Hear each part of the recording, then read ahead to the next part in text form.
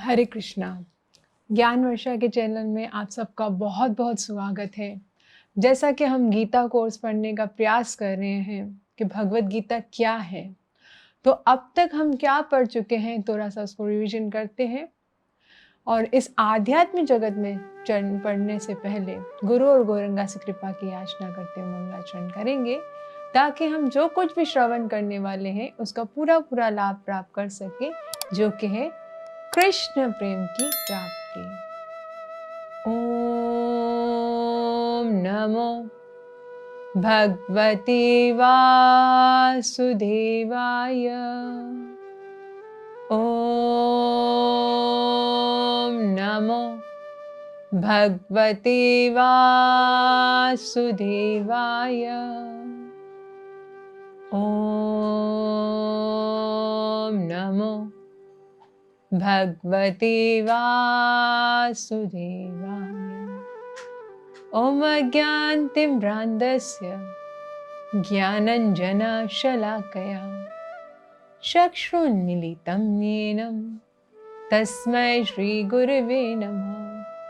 श्रीचैतन्यमनोभीष्टं स्थापितं येन भूतले स्वयं रूप कदा मह्यं ददाति स्वपदान्तिकं।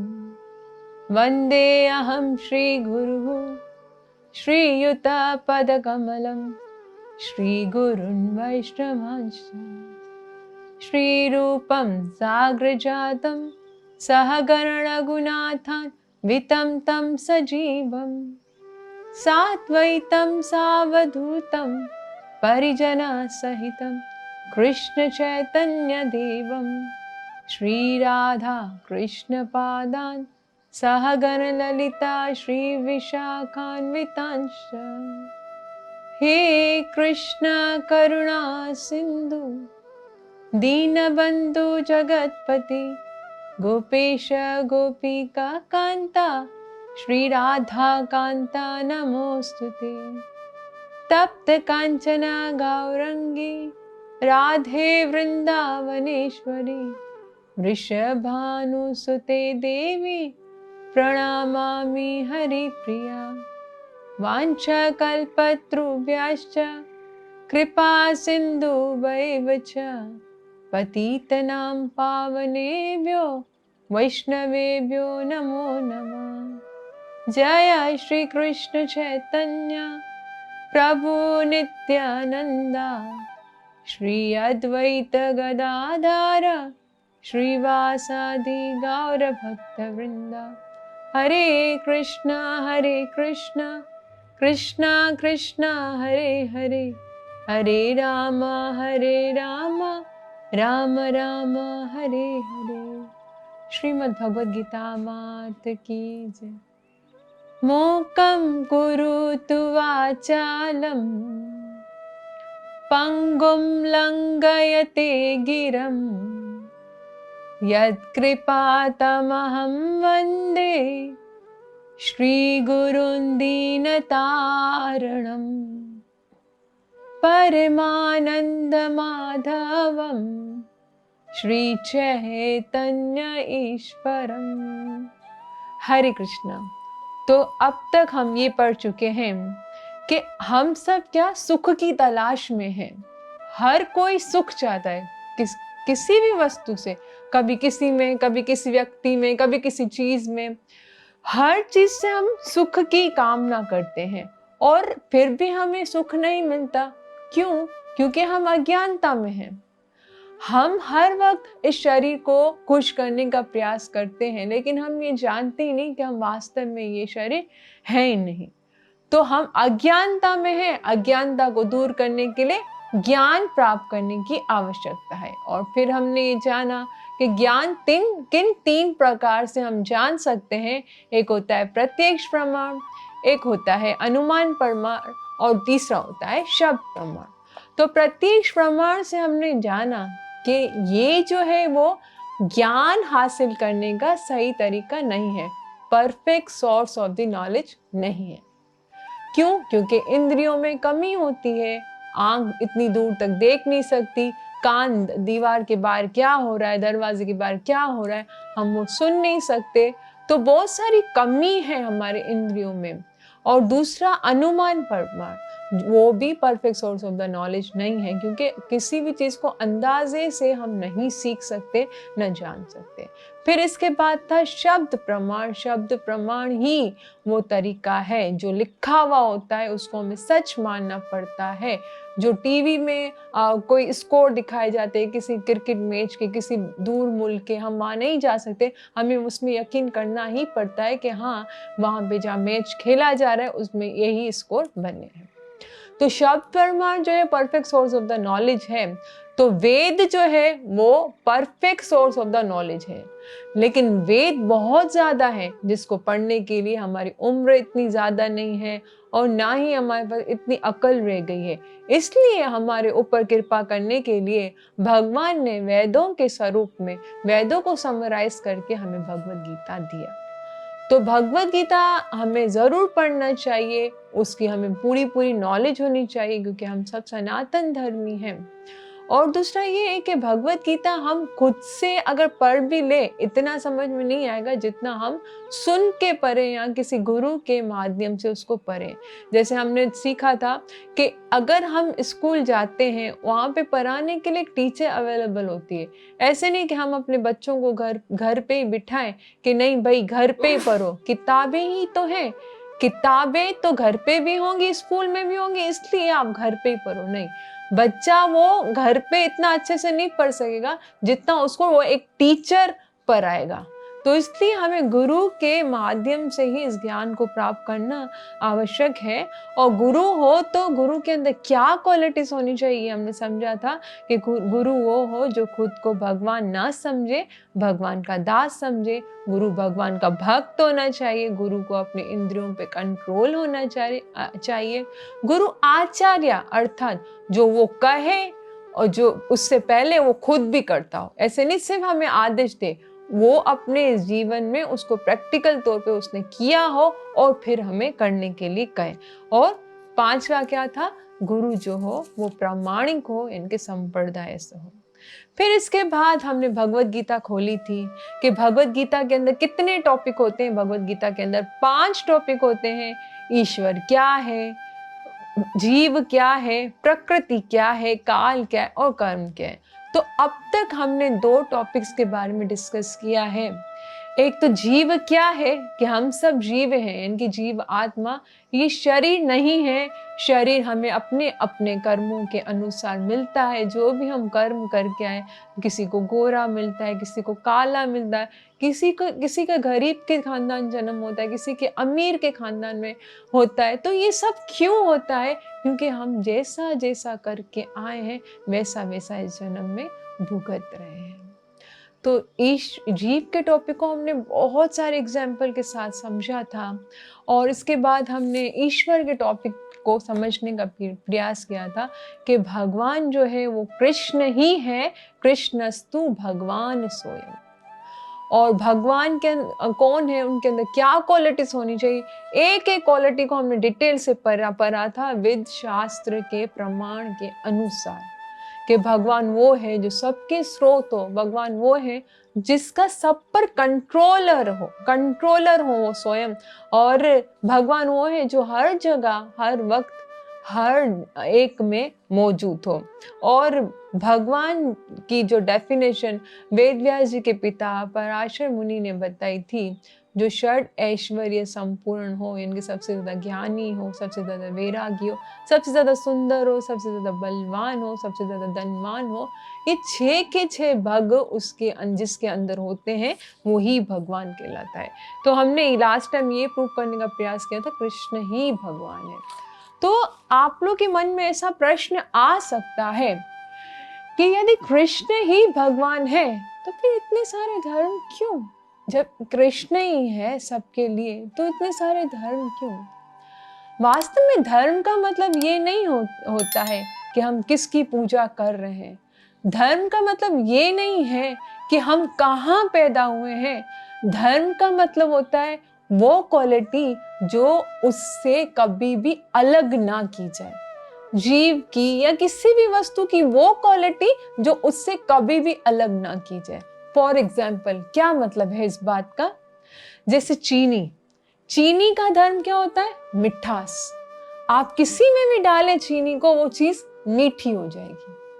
चीनी का धर्म है मिठास।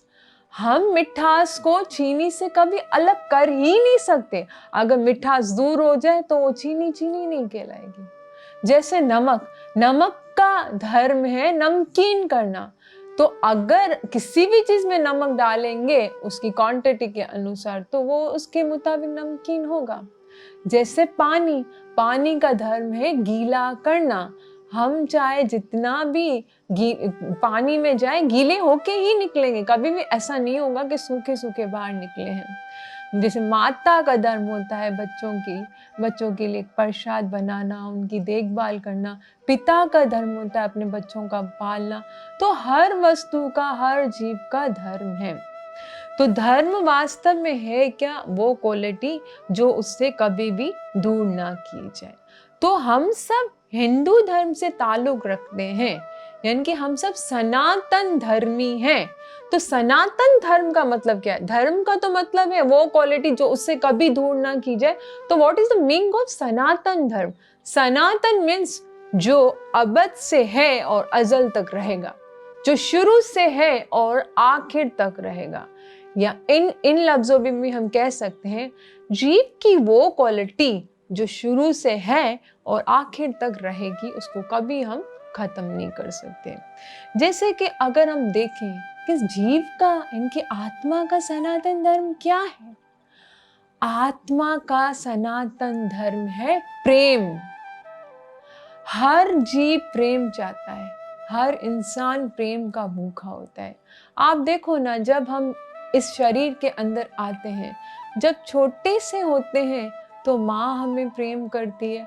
हम आपको कितना सुरक्षित फील करते हैं कि हमारा ख्याल रखने वाला कोई है।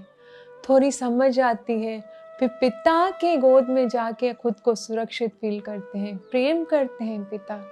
फिर थोड़े बड़े होते हैं, दोस्तों में प्रेम ढूंढने का प्रयास करते हैं कि दोस्त ही हमारे लिए सब कुछ है। इससे बड़े होते हैं तो कोई अपने गर्लफ्रेंड, कोई अपने बॉयफ्रेंड में प्रेम ढूंढने का प्रयास करता है कि मेरा सच्चा प्रेमी तो यही है। फिर विवाह के बाद पत्नी से प्रेम, फिर बच्चों से प्रेम, और इसी प्रकार से ये प्रेम चलता रहता है। फिर अपने बच्चों के बच्चों में प्रेम। तो प्रेम जो है वो जीव का सनातन धर्म है। वो जीव को हर हालत में चाहिए ही चाहिए। तो आप लोगों ने देखा होगा जो संसार का प्रेम होता है वो तो बदलता रहता है। पहले माँ बाप में, दोस्तों में, फिर गर्लफ्रेंड बॉयफ्रेंड में, फिर पत्नी में, फिर बच्चों में। तो ये कैसा सनातन धर्म हुआ? क्योंकि सनातन धर्म का क्या मतलब बताया? जो अबद से है और अजल तक रहेगा, वो प्रेम जो कभी खत्म ना हो। वास्तव में जीव जो है वो भी सनातन ही है, और उसका प्रेम सनातन तब होगा जब वो सनातन से ही प्रेम करेगा, यानी कि जो वो हमेशा रहने वाले से ही प्रेम करेगा, यानी कि भगवान श्री कृष्ण। भगवान श्री कृष्ण के अंदर वही क्वालिटीज हैं जो एक जीव के अंदर होती है, बाकी और किसी में नहीं। जीव की क्वालिटी है सच्चिद आनंद, भगवान कृष्ण की क्वालिटी है सच्चिद आनंद। तो हम किससे प्रेम कर सकेंगे? जो हमारे से मैच होगा, है ना। अगर संसार में भी एक देखें, एक कपल होता है, उनकी क्वालिटीज, उनके गुण मिलाए जाते हैं कि भाई इतने % गुण इन दोनों के मिलते हैं, हाँ इनका विवाह हो सकता है, ठीक है। लेकिन कभी कभी ऐसा कुंडलियां मिलाई जाती, भाई इनका तो एक भी गुण नहीं मिलता, इन लोग की बाद में नहीं बनेगी, फिर वो रिश्ता नहीं जोड़ते कि भाई अगर गुण कुछ मिल रहे हैं तो हम लोग कर सकते हैं। तो इसी तरह हमारा जो गुण है, हम आत्मा है, हमारा गुण भगवान कृष्ण से मैच होता है। तो इसलिए हम भगवान कृष्ण से रिश्ता नहीं जोड़ते, संसार से रिश्ता जोड़ रहे हैं जो जिससे हम मैच ही नहीं हो रहे, तो इसलिए तो दुखी हो रहे हैं। कृष्ण से प्रेम करके तो देखें, कृष्ण से एक बार जुड़ के तो देखें, सुखी ना हो जाए तो कहना। तो इसलिए भगवान के अंदर जो गुण है वो ही सनातन है, और सनातन, हम भी सनातन धर्मी हैं। भागवतम में एक जगह में सुत गोस्वामी पहले स्कंद के 2 अध्याय के 6 श्लोक में आप लोग देख सकते हो, सुत गोस्वामी से शौनिक आदि ऋषिगण, इनके 88,000 ऋषि मुनि कहते हैं इससे, सुत गोस्वामी से, कि हम सब जीव हैं, हम सब आत्मा हैं, और आत्मा का धर्म क्या है, एक आत्मा का परो धर्म क्या है। तो सुत गोस्वामी कहते हैं, सवे पुंसाम परो धर्मो यतुर्भक्तिर अदोक्षजा अहेतु की अप्रतीता यात्मा सुप्रसिद्धति। कि हम सब जीव हैं, उसका परा धर्म क्या है, अदोक्षजा की सेवा करना, अदोक्षजा की भक्ति करना। और वो कौन है, भगवान श्री कृष्ण। भक्ति करनी है तो कैसी, अहेतु की अप्रतिहिता, जिसमें हमारा कोई गर्ज ना हो कि भगवान मैं आपकी भक्ति इसलिए कर रही हूँ, मैं आपसे प्यार इसलिए कर रही हूँ ताकि मुझे बदले में ये मिले। तो वो कोई प्रेम नहीं होता, वो तो सौदागरी होती है ना। एक माता अपने बच्चे से जैसे निस्वार्थ तौर पर प्रेम करती ना, बच्चे से उसको क्या मिल रहा होता है, कष्ट ही तो माता को मिल रहा होता है, लेकिन माता फिर भी निस्वार्थ होके उस बच्चे से प्रेम करती है। तो हमारा भी प्रेम भगवान से ऐसा ही होना चाहिए, कोई गर्ज ना हो, कोई मतलब की भक्ति ना हो, कोई मतलब का प्रेम ना हो। हे कृष्णा मैं तुम्हारे लिए ये कर रही हूँ, आप मुझे ये करो, नहीं, ऐसा ये कोई प्रेम नहीं होता। जैसे प्रहलाद महाराज से जब नरसिंह भगवान ने अवतार लिया था, उनको कहा कि प्रहलाद तुम मांगो, तुम्हें मुझसे क्या चाहिए।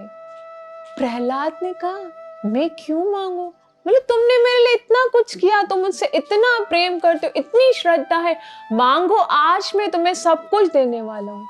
प्रहलाद ने बताऊं क्या जवाब दिया, बहुत ही सुंदर, कि प्रभु मैंने आपसे प्यार किया है, मैंने आपकी भक्ति की है, कोई सौदागरी नहीं की है कि मैं आपसे प्यार कर रहा हूँ तो बदले में आप मुझे ये दो। तो ये कोई प्रेम नहीं होता। चैतन्य महाप्रभु ने तो कहा कि भगवान आप ही मेरे प्राणनाथ हो, आप चाहे आश्लिष्य व पादरताम पिनष्टु माम दर्शनम मर्माहताम करो तु वा यथा तथा वा विदधातु लंपटु मत प्राणनानस्तु एवं ना परहा। के भगवान आप चाहे मुझे प्रेम करके गौर आलिंगन करें, मुझे गले से लगा लें, चाहे आप अपने पैरों के नीचे मुझे कुचल दे, चाहे अपने धक्का दे के अपने दर्शनों से वंचित भी कर लेते हो ना, तब भी आप मेरे प्राणनाथ हो। आप मेरे, मैं सिर्फ आपसे ही प्यार करता हूँ, आपके अतिरिक्त और कोई मेरा नहीं है। तो इसलिए इनको प्रेम कहा जाता है कि प्रेम क्या है। तो हम भगवान से ही प्रेम कर सकते हैं। भगवान सनातन है, हमारा नेचर, हमारा धर्म भी सनातन है। इसलिए सनातन धर्म की डेफिनेशन यही है कि वो प्रेम, वो वस्तु जो उस जीव से कभी भी अलग ना की जाए, जो हमेशा रहने वाली है, और वो प्रेम, वो प्यार सिर्फ हम भगवान से कर सकते हैं। और भगवान से हम कितने रसों में प्रेम कर सकते हैं, क्योंकि भगवान से जो हम संबंध जोड़ते हैं ना, प्रेम कब होता है, जब संबंध होता है। अब हर एक का भाव भगवान के लिए अलग होता है। कोई क्या भगवान को मान के प्रेम करता है, कोई क्या एक फ्रेंड मान के, एक भाई मानकर, एक मित्र मानकर, एक बाप मानकर, एक प्रेमी मानकर उस भगवान से प्रेम करता है। तो हम देखेंगे कि कितने प्रकार के रस होते हैं और हम किस तरह से भगवान को प्रेम कर सकते हैं। तो 5 रस होते हैं और इसको हम अगले एपिसोड में समझने का प्रयास करेंगे। आप सबका बहुत बहुत धन्यवाद। कृपया मुझे आशीर्वाद दें, मैं इसी प्रकार से गुरु और गौरंगा की सेवा में लगी रहूं और भगवान नाम का शुद्ध जप कर सकूं। हरे कृष्णा।